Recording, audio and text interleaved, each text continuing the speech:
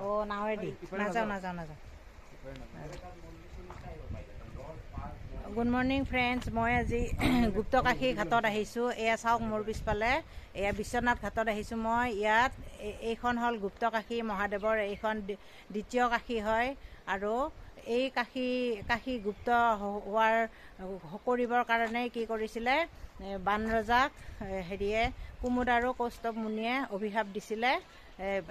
নাৰায়ণ আৰু কাৰ অভিপ্ৰায়ত নাৰায়ণে বুদ্ধি কৰি এখন গুপ্ত কৰিলে। কৌস্তম্ভ মুনি হয়। কৌস্তম্ভ মুনিৰ এই অভিশাপত এই কাশীখন কি হৈছে গুপ্ত হৈ আছে। ইয়াত 1 কোটি শিৱলিংগ সদায় স্বয়ম্ভু বিৰাজমান। প্ৰত্যেকটো শিলেই একোটা লিংগ হয় ইয়াত শিৱলিংগ। আৰু ইয়াত বাৰিষা আপোনাৰ 6 মাহ পূজা নহয়, কিন্তু খৰালি 6 মাহ পূজা হয়। আৰু বানৰজা মহাদেৱৰ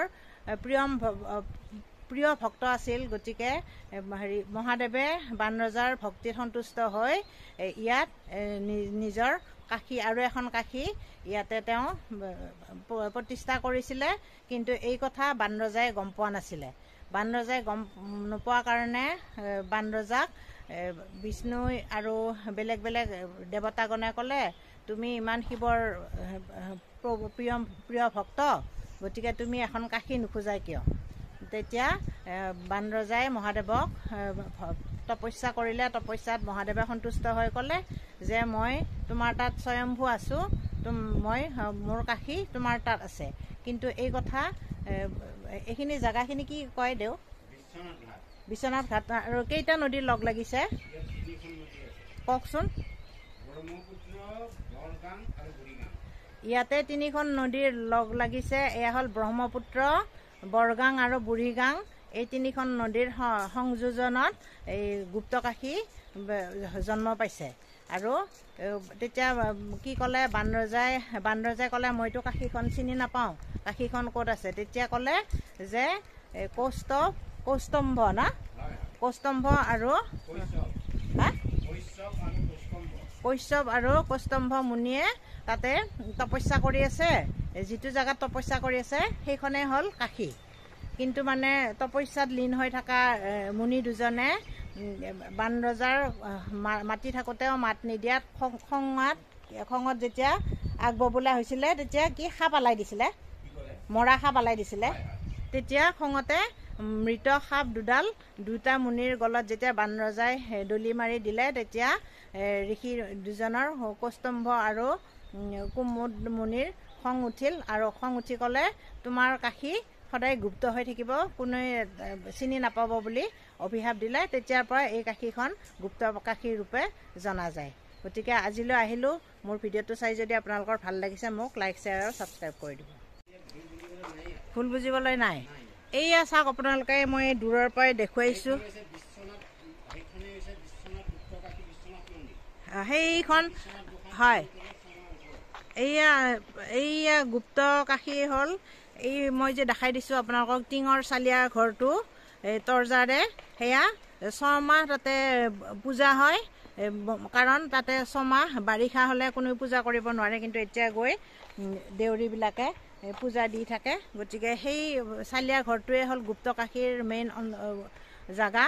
তাৰপিছত এইটো হ'ল বিশ্বনাথ ঘাট হয়। ইয়াৰ পৰা নৌকাৰে বামুণসকলে পূজাৰীসকলে গৈ তাতে পূজা কৰে আৰু নৌকাৰে ঘূৰি আহে তেওঁলোকে।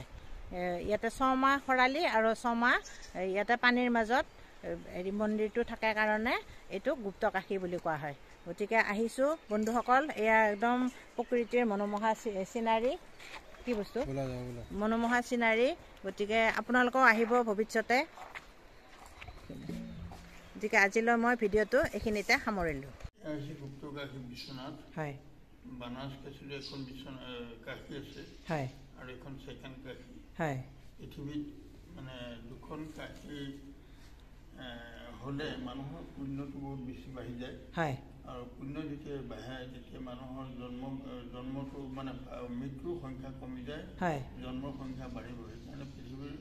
সৃষ্টিত এটা বিদেশীৰ কাৰণে হয় ভগৱানে এই কাশীখন গুপ্ত কৰালে হয় ইয়াৰ অন্তৰালত এই কাশীখন নিৰ্মাণৰ ক্ষেত্ৰত হয় বানৰ অৰিহণা আছিল কাৰণ বান সদায় ভক্ত আছিলে তেওঁ সদায় শিৱলিংগ পূজা কৰি থাকে হয় বিসৰ্জন এৰি তেওঁ ক'লে যে তই এনেকৈ কৰাত থাকি মোৰ কাশীৰ ক্ষেত্ৰত পূজা দেখি মুখ্য ভক্তি হয় কিন্তু কাশী ক'ত সেই কথাটো নক'লে হয় তেতিয়া দেৱতা মন্দিৰে সেই ভাবিলে যে পৃথিৱীত এখন কাশী আছে আৰু কাশী যদি নিৰ্মাণ কৰা যায় হয় তেতিয়াহ'লে মানুহৰ যিটো চাৰ্কুলেশ্যন জন্ম মৃত্যু এইটো এটা বিৰতি হ'ব হয় এতিয়া কথাটো কিবা ভাবি পেলাই তেওঁক একো নক'লে কিন্তু তেওঁ সুধিলে যে প্ৰভু মোৰ কাশী ক'ত হয় কুমুদ আৰু কৌস্তভ নামৰ দুজন মুনি আছে হয় সেই মুনি দুজনক সেই শিলঘাটৰ ওচৰত আছে এতিয়াও দুই মুনি শিলা বুলি কয় হয় সেই মুনি দুজনক সুধিলে তেওঁ কাশী কৰিছে গম পাবি হয় কিন্তু বানে সেই ধৰণৰ তেওঁলোকৰ ওচৰলৈ গ'ল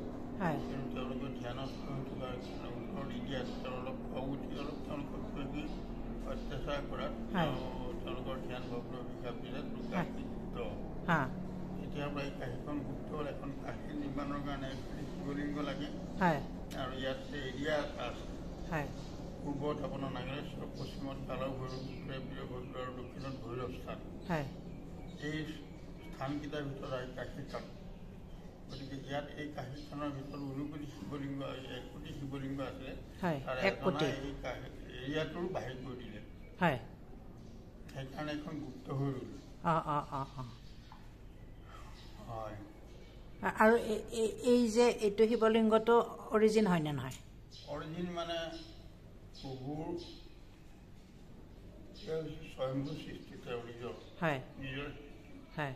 গতিকে তাক ডুপ্লিকেট অৰিজিনেল বুলি প্ৰশ্ন নাই প্ৰভুৰ যদি আপুনি যদি ঘৰত এটা কিবা প্ৰতিমূৰ্তি এটা বনায় তাক প্ৰাণ প্ৰতিষ্ঠা কৰে সেইটো অৰিজিনেল বুলি নক'ব জানো আপুনি সেইটো ডুপ্লিকেট হ'ব এইটো তাৰমানে ধৰক আপোনালোকে হৈছে কি কাৰণ আপুনি এইটো ক'ব বিচাৰিছে সেইটো কিমান পুৰণি বস্তুনে অৰিজিনেল বুলি কথা নাই সকলোৱে অৰিজিনেল কিন্তু পুৰণি কিমান পুৰণা হৈছে এই পুৰণিটো হৈছে কি ১৬০০ শতিকাত আহোম ৰজা গদাধৰ সিংহৰ দিনত এই মন্দিৰৰ নিত্যনৈমিত্তিক পূজাৰ ব্যৱস্থা কৰি থৈ গৈছিলে কিন্তু এই স্থান এতিয়াৰ এইটো কোনো তেনেকুৱা বুৰঞ্জী নাই কিন্তু তেওঁলোকৰ দিনৰ পৰা ইয়াত নিত্যনৈমিত্তিক পূজা চলাৰ ব্যৱস্থা এটা কৰিছিলে মাটি ভেটি দি পাইপ ঠাই কিবা কিবি নিয়োগ কৰি তেওঁলোকে নিত্যনৈমিত্তিক পূজাৰ ব্যৱস্থা কৰি থৈ গৈছিলে আৰু আহোম ৰজাৰ যুগৰ পৰাই ইয়াত এটা পৰম্পৰা আছে যে বহাগৰ ২ তাৰিখে ফুৰাবলৈ লৈ যায় আৰু লগত সেই আলোৱানবিলাক আহোমৰে দিনত ৭খন দিছিলে আহোমৰ দিনত কিন্তু এতিয়াতো ৪-৫খনো হৈ যায় সেই আলোৱানবিলাক গোসাঁইৰ ওপৰত এনেকৈ দি লৈ যায় যাতে কোনো চৰাই চিৰিকটিয়ে তেওঁৰ মূৰত মানে হেৰি কৰিব নোৱাৰে লেতেৰা কৰিব নোৱাৰে তাৰ কাৰণে সেই আলোৱানবিলাক দি লৈ যোৱাৰ পৰম্পৰা আছিলে আৰু তেওঁ এখন কেঁকুৰা দোলা দিছিলে আহোমৰ দিনত সেই দোলাখন এতিয়াও আছে সেই দোলাখনতে বহাগৰ ২ তাৰিখে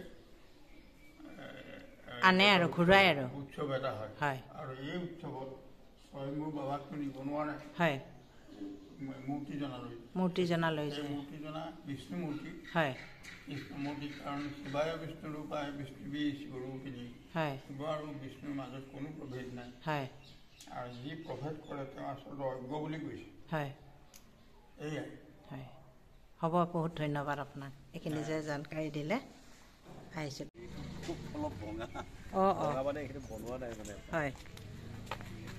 এইবিলাক আহোম স্বৰ্গদেউৰ এইবিলাক কি বুলি কয় নামটো আৰোৱান বুলি কয় আহোম স্বৰ্গদেউৰ যেতিয়া ৰাজঘৰৰ পৰা ওলাই যায় তেতিয়া ৩খন লৈ যায় ৩খন আৰু তেওঁৰ যি মন্ত্ৰী বৰগোহাঁই বুঢ়াপাত্ৰ গোহাঁই বৰপাত্ৰ গোহাঁই এয়া গ'লে এখন নিয়ে আৰু বিশ্বনাথ গোহাঁই যিদিনা ওলাই যায় ফুৰিবলৈ তাৰমানে সেইদিনা বহাগৰ ২ তাৰিখ ১৬ এপ্ৰিলৰ দিন এইকেইখন আৰোৱান বুলি কয় আৰু গোসাঁই ওলাই যাওঁতে 7খন লৈ যায় কিন্তু ভক্তসকলে মানে এই আৰোৱান দান কৰিলে মনৰ আশা পূৰণ হয় বুলি আছে সেইকাৰণে আমাৰ এতিয়া মানে ৭০০ এইবিলাক বনাই আৰু দোকানত ইয়াতে বনোৱা মানুহ আছে আমি কৈ দিলে তেওঁলোকে বনাই হ'ব মই যিটো উদ্দেশ্যত আহিছোঁ পূৰণ হ'লে আকৌ আহিম এইটো আহিছোঁ এতিয়া। এয়া চাওক আপোনালোকে, এই আৰৱান বুলি কয়, আহোম স্বৰ্গদেৱ এইবিলাক গোসাঁই যেতিয়া লৈ গৈছিলে, গোসাঁই নিয়াৰ সময়ত এই আৰৱানবিলাক 7খন আৰৱানেৰে মহাদেৱক বিষ্ণুক ঢাকি লৈ গৈছিলে। আৰু এয়া বিশ্বনাথ মন্দিৰ, বিশ্বনাথ ঘাটত এয়া বিশ্বনাথ গুপ্তকাশীৰ মন্দিৰ হয়। এয়া পবিত্ৰ গুপ্তকাশী ভূমি হয়। এয়া ভালুক গোসাঁইৰ মন্দিৰ হয়। মই আপোনালোকক গোটেইখিনি দেখুৱাবলৈ চেষ্টা কৰিলোঁ। গতিকে মোৰ ভিডিঅ'টো যদি আপোনালোকৰ চাই ভাল লাগিছে, মোক লাইক, শ্বেয়াৰ আৰু ছাবস্ক্ৰাইব কৰি দিব।